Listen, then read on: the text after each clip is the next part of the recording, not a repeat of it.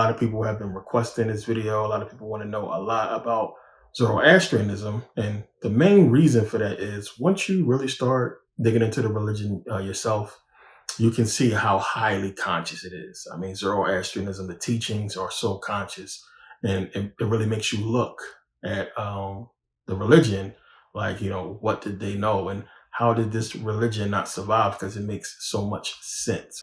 We're going to really have to look at the history of the Persian people.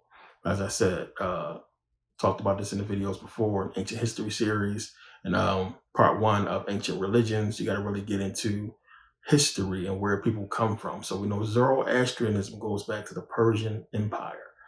And I talked about the history of these people and what it goes back to and the teachings that they had, and basically how they came about as far as the people. So Zoroastrianism, Persian Empire, we know Iran is basically the remnants of the old Persian Empire.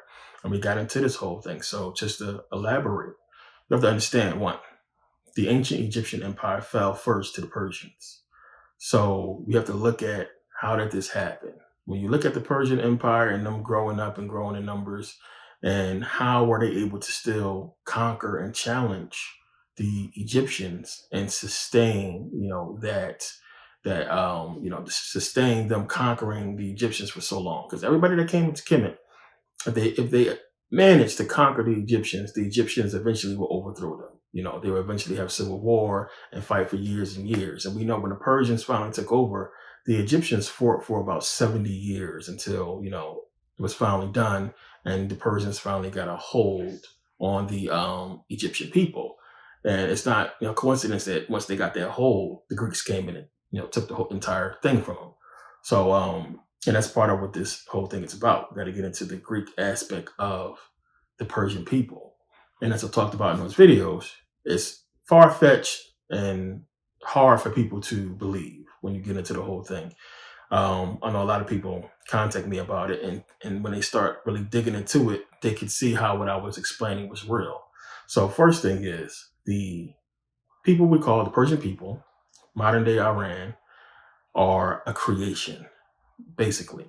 So understand the powers that be, the hierarchy of the Greeks or whoever is controlling the powers that be, understood that they could not come into Kemet and simply use the Greeks to conquer the Egyptians, because they were learning from the Egyptians. They were coming in there and the people loved the Egyptians.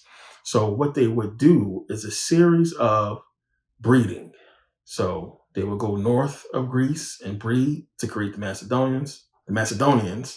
They will also go over to what we know as Iraq and create the Persian Empire. So, talked about before, you have the Aryans coming down from the north. Now, the Aryans would mix in with the people of the Indus Valley and the people in India. They would mix in with those people and create the Persian people. This is where they come from. So, you also have to understand that the Indus Valley were basically people, Africans coming from Ethiopia mostly, and traveling over to India. They would become the Indus Valley civilization. They would also become, the people of India. So you had this mixing of the Aryans coming down, mixing in with the Indus Valley, mixing in with Ethiopians, mixing in with Indians. And you have this mixture. These are the Persian people once they all come together and they all mixing together. This was deliberately done, and that empire was deliberately created and established to later conquer, so that people could not see the true plans of the Aryans. So picture this, just think about it. You have the Aryans coming down, you have white people coming down, and they're coming into different civilizations in Africa and learning. They're coming in and learning. The people that was traveling with them, the other white people, just the regular people, whether they knew or not the true agenda of the hierarchy, we don't know.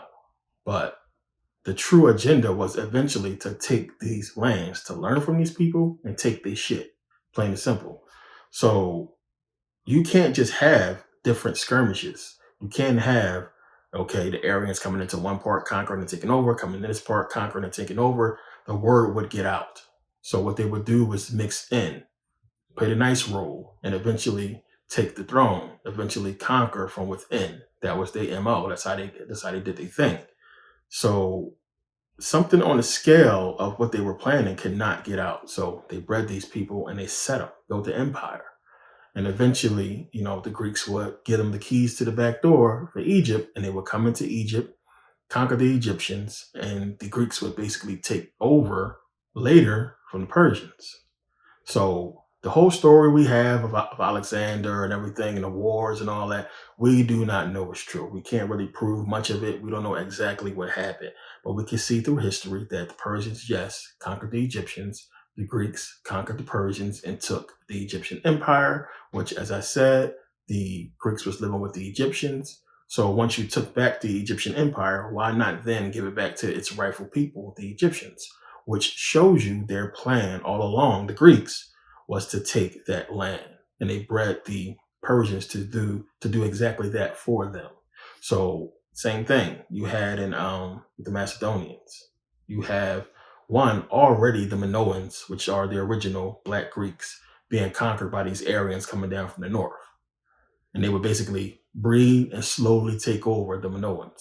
Now, the mindset of people back then was not black, white. They understood who these people were. So we can't just say this and that. But that's essentially what it was. The whites conquering all the dark skinned land.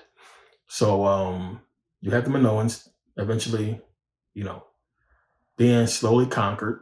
And when they talk about in history, the wars between the Athenians and the Spartans. We look at all this Greek history and a civil war between the Greeks.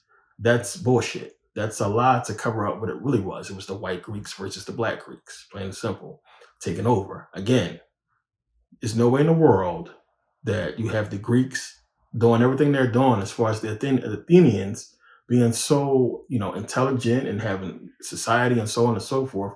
There's no way they could not know up north the Macedonians had amassed an entire empire and kingdom that was basically coming to rival them and take their shit. So it's basically what happened. It's the same thing with the Persians. There's no way in the world nobody could have seen or couldn't have seen the Persian Empire growing as big as it grown and not, say something about it. So the Greeks knew exactly what they was doing. The Africans in North Africa, the Egyptians, were basically slaves to these people. So they had no clue to really do anything about it, once they got conquered. So we know eventually the Greeks would stab the Persians in the back. And this would later lead to the Persian Empire basically coming together, rising up, and coming at the Roman Empire, which was now in control of the lands that the Persians once had. Rome came and basically combined with Greece, and the Persians fought them for hundreds of years, as history shows us. That's something we can prove. So we know that. But before all this happened, it's almost like a prequel. It's almost like a prequel, like the Star Wars saga, where you have the end movies first, and then you have the beginning movies later. So this is basically what this is. You have to go back and you got to look at the beginning. Before all that happened, you had to understand, one, what took place with the Persian Empire. How did they get that whole thing off the ground? And what did they teach these people to, one, not only, conquer themselves or do something like what the Greeks was trying to do, but to basically keep control of these people. And that's one of the things that when we look at, we're not going to find too much information on, but we can kind of sort of, from the facts that we do know, determine that this is exactly what happened, what I'm going to explain. So one of the things is this: you got to go and look at the bloodline of the Persian people. So for anybody who has any doubts of where the Persians come from, because you'll have Persian people who think they are just a race that has always existed, like Africans. Same thing with Mexicans, the same thing with Puerto Ricans. They think that their race is thousands and thousands and thousands of years old when it is not. You have to understand what happened and how the mixing in of the Aryans with black people, and then in different parts of the world, you have different climates that causes skin color, skin pigmentation to increase or decrease, which creates the different races that we know on the planet. Fact. So people got to understand, one. So when you try to trace back the Persian Empire, the Persian people, I should say, we know they just drop off at some point in history, and they don't know where they come from. So you have, and one of the reasons you can tell this is all Greek doing is you have the mythology of the Persian people. And they're surrounded by mythology, Greek mythology. So we can see what's going on here. So when you look at the chart here, because you have Darius, Darius talks about the lineage of his family going back to Archimedes. And then you look at Archimedes and there is nothing else. It stops there. So we have to go into where did he come from and who is he? And this is Persian we're talking about. So mind you, this whole thing follows the same type of scenario as Greek mythology. So we look at Plato. And Plato tells us in Alcibiades, this is Alcibiades right here. Plato is saying here, Archimedes was the founder of the dynasty, which ruled Persia until the conquest by Alexander the Great. Herodotus gives a list of Archimedes' descendants down to Xerxes. Scroll down here real quick. It says, for the closest connection of Zeus to Archimedes was that Archimedes was a Persian, and the Persians were supposedly descended from Perseus, the son of Perseus, the son of Zeus. Now, Archimedes' mother is Andromeda, who is the Ethiopian queen. So you had the same scenario, the same type of situations with Andromeda and Perseus as you had with Sheba, Queen Sheba, and King Solomon. These are all biblical things, and as I showed you, this goes back to Greeks. The Greeks created this stuff. So remember that all the paintings that they show of Andromeda with Perseus, she's white, when she's clearly Ethiopian, and you have some depictions of her being black, but they changed all of those to her being white. So we know they tried to basically whitewash, a long time ago. And a lot of these paintings are very old, hundreds of years old, and they still painted her white, when she's clearly from Ethiopia. And show me a white civilization that's in Ethiopia. So we know what was going on here. It was the same thing with Solomon and Queen Sheba. So you have this whole thing where they know what's up with the history and where these people come from, but they try to whitewash it. So we're not going to really get into much the Greek mythology aspect of it because it's a lot, but understand them trying to basically explain where the Persians came from. When they do, it goes back to Greek mythology and saying that these people are basically descendants of Greek mythological people, which is basically telling you straight up that the Greeks created them. It's basically what they're saying. So when you go back and start to look at that, you'll find a lot of information about that. And it's confusing if you get caught all up in that. It'll take away from Zoroastrianism itself. So you got to look at Zarathustra or Zoroaster, however you want to pronounce his name, or whatever name you want to use. He's the one you got to look at. He's the one you really got to look at and follow his history, which again, we can't really get too much into because it goes back to his clan, and then we don't have too much information about them as well. So you got to look at that, and you got to look at everything else that's suspicious that surrounds the religion, basically all to cover up the fact that it was created by the Greeks, the same as Islam, the same as Christianity, the same as Judaism. These are all Greek religions created. It's just with Zoroastrianism, it gives you way more insight. It's more on the forefront of what the hidden meaning of Christianity and Judaism is showing us. So in Zoroastrianism, is more out there as far as the fact that Christianity is talking about consciousness and so on and so forth. It's more out there in Zoroastrian belief.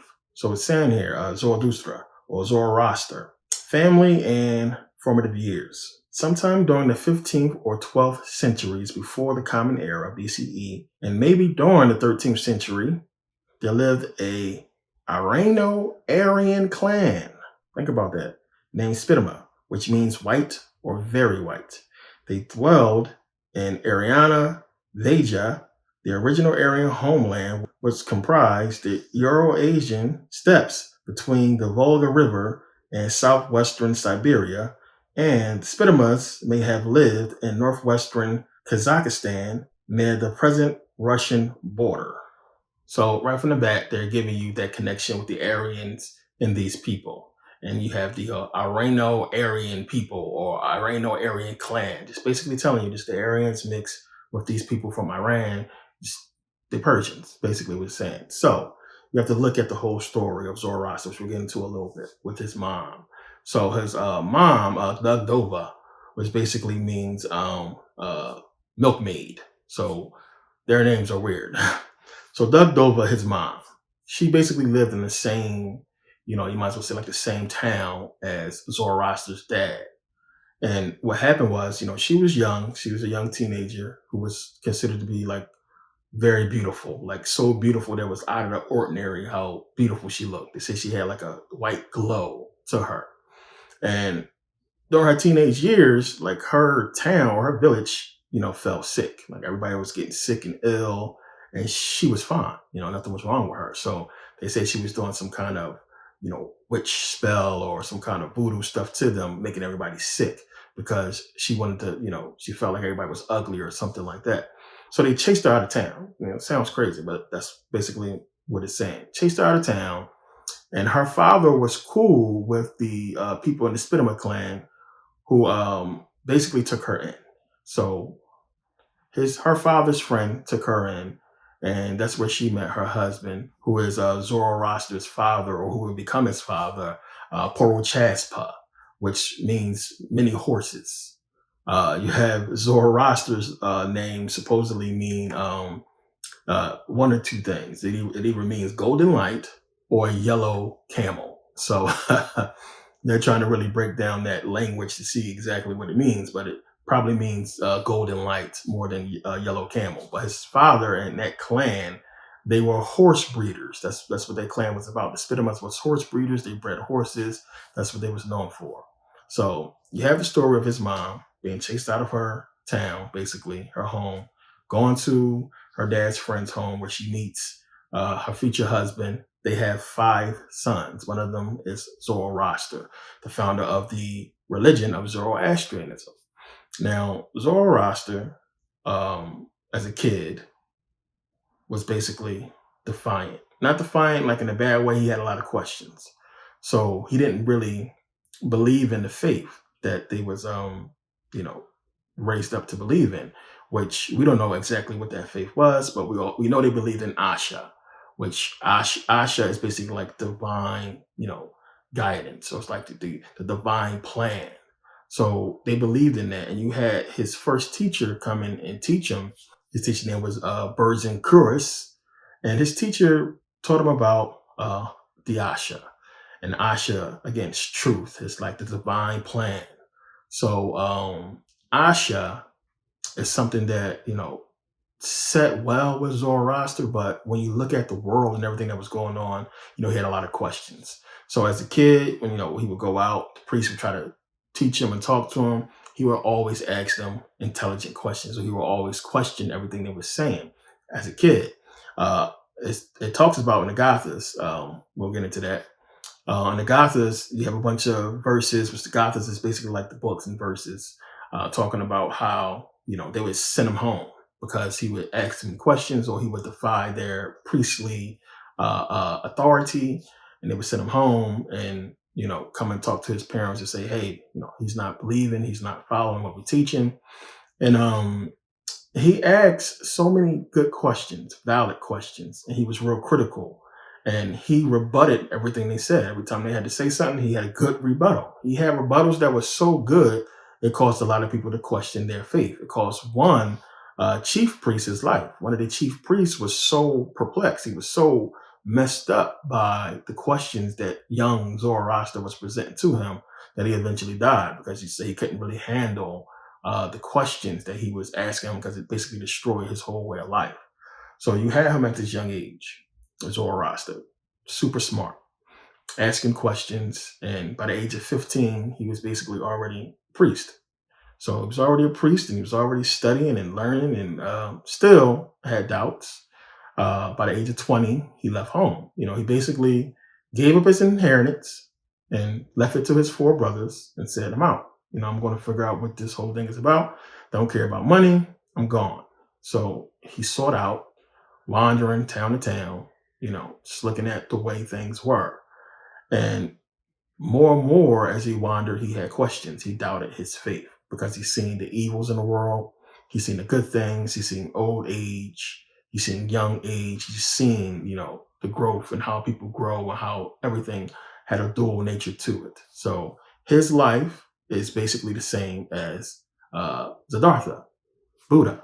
So when you look at the story of Buddha, I mean, it's very, very similar to the story of Zoroaster. As far as, Buddha, remember, same thing. He was a rich kid. He went out finally to see the world, and he's seen, old people, young people, people rich, people poor, and it caused him to doubt everything. He could have just stayed home and had whatever he wanted and assumed the throne, but those things bothered him to the point that he became Buddha. So it's amazing. It's the same type of story as we're going to see as we go on. These stories that we find in the more well-known religions are the same as Zoroastrianism because they all piggyback off each other. So you have with Zoroastrianism, we had Zoroaster going out, seeing all these things and seeing the evils and everything like that. And it really messed with him that he had so much doubt in his faith. So he called that doubt. He called that doubt and he called that evil that basically messed with him every day and gave him evil thoughts and so on and so forth. He called it Angra Mainyu. And Angra Mainyu is basically like the devil of Zoroastrianism. You have Ahura Mazda would be God, but Asha can also be considered like, God, but it's not a being. It's just like Asha is just, divine plan or the divine order of the universe. Asha. So you have Asha, you have Ahura Mazda, you have Angra Mainyu. And there's a bunch of other stuff that you've seen in Zoroastrianism. We're not going to get into all that because I don't want nothing to take away from the overall understanding of this. So he called it Angra Mainyu, right? So in the Gathas, you also have a story of Zoroastrianism, or Zoroaster, when he's going out and trying to figure this whole thing out. He's wandering, he's in a desert, and he has Angra Mainyu come and tempt him. We know where that comes from. We know where we find that at. Find it in the Bible with the devil coming to tempt Jesus. We see where they got that from. And understand that, this is old. Stuff is older than Christianity. So we know which one came first. So, or they could have came around the same time when it was creating all this shit back in AD times. We don't really know. But we know that these stories do piggyback off of each other and have the same type of stuff. But deep down, it's the same thing I'm going to explain to you guys here. But he was tempted by Angra Mainyu, the devil, and offered him all this stuff and wanted him to basically give praise to the way the world was, which is something he couldn't do. So you also have around this time, he's 20, he's going out seeing the world. He has all these questions, he's learning so much. But then it says here, at the age of 20, Zoroaster is said to have left his home to meditate in a cave. His first vision of Ahura Mazda, Lord of Life and Wisdom, was received when he was 30. 7 other visions, 6 communications with Ahura Mazda's powers, later known as the Amisha Spinta, which we'll talk about, immortal shining ones, or benevolent immortals. And a homiletic dialogue followed the first vision over a period of years. Stop right there. What does that sound like? Same thing happened with Islam and Muhammad. He went into a cave where he heard the voice of Allah speaking to him in Arabic. And over a period of, 23 years, he broke down the Quran and all these teachings and everything to him. And that's how we get the Quran. And we get, Islam and the religion and so on and so forth. It's the same stuff. So we got to see, when you go back to Zoroastrianism, a lot of you guys know how a lot of this stuff is coming from Zoroastrianism and how the modern, 3 main religions took from ancient religions to give us what we have. So as Zoroaster started to get these teachings, he would go out and teach. I think the first person he converted was his cousin. So he would go out and teach these, these different aspects of Ahura Mazda. And he wanted people to know that, Asha was a lot more to Asha. And that Ahura Mazda was this overall god, of Asha, which Asha, again, is divine order. And you had this overall god, which was Ahura Mazda, which when you break it down to understand, Ahura Mazda would basically be consciousness, which every god, Allah, God, so on and so forth, really is talking about consciousness, which is the overall God. So he wanted people to understand that Ahura Mazda had basically 7 aspects to him. And from the great mind, or from the mind of Ahura Mazda, you have the Vahishtra Mingna, which basically is talking about the thoughts into being.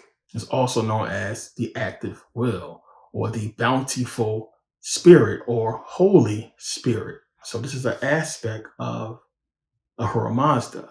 So from this, you have 6 lesser parts of Ahura Mazda, and they're split up into 2 groups: the male part and the female part. So the masculine part and the feminine part.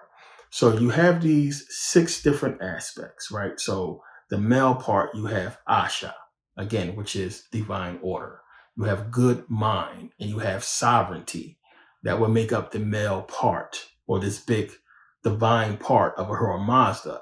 So you have the feminine aspect of this, which would be the Armati, which we'll talk about that in a second. You have Armati, you have perfect thought and well-being, and you also have immortality.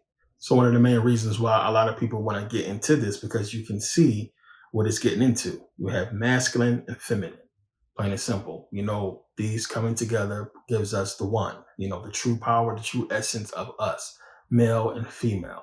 So when you understand that you have these male and female parts going back to one mind, and that one mind is thought into being.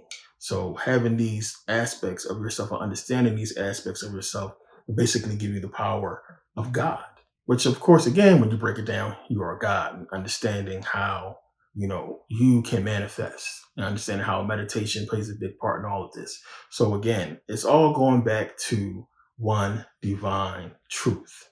And that's one of the meanings of Ahura Mazda, and one of the meanings of the Asha is this divine order and its truth, and how everything is about truth, which you'll see a lot when you get into Zoroastrianism. So you have the masculine and feminine aspect of it, all basically breaking down to this divine truth. So in his teachings and his research, what he wanted to do, his mission was to get the knowledge of the overall truth. He wanted the knowledge of this is the truth, like the truth of it all. As I've shown you guys with Ma'at, that's what it was about, truth.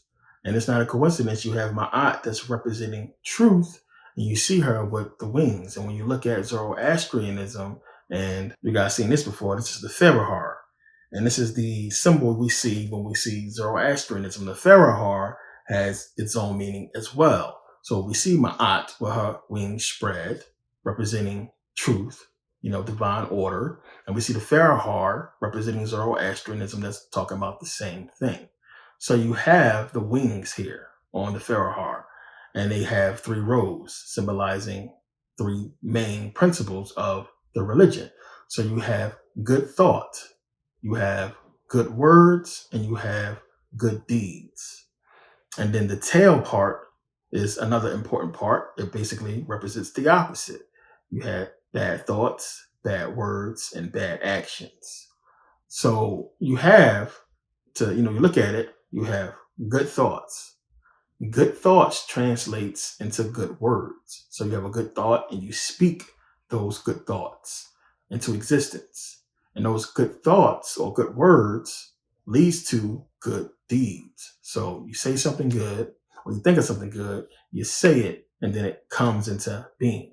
So it's going back to the Asha. It's going back to Ahura Mazda, what it represents, thoughts into being.